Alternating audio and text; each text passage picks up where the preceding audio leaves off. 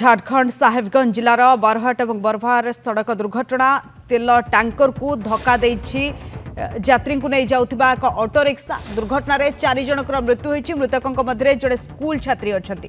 घटना को नहीं उत्तेजना प्रकाश पाई। अन्य किछि यात्री आहत होइछंती। समान को विभिन्न हॉस्पिटल रे भर्ती करा जाइछि।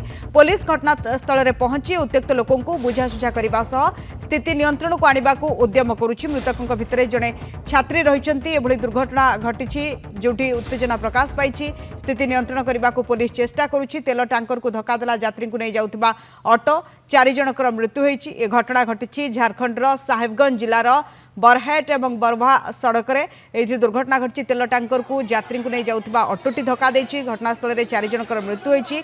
मृतकों मध्य जड़े स्कूल छात्री अछंती। घटना को नहीं उत्तेजना प्रकाश पाइथिबा बेले पुलिस पहुंची स्थिति नियंत्रण करने को चेष्टा करुछि। अन्य किछि यात्री आहत होइछंती। समान को विभिन्न हॉस्पिटल में भर्ती करा जाइछि। पुलिस घटनास्थल में पहुंची उत्त्यक्त लोकों को बुझासुझा कर स्थिति नियंत्रण को आनिबा पई उद्यम करुछि।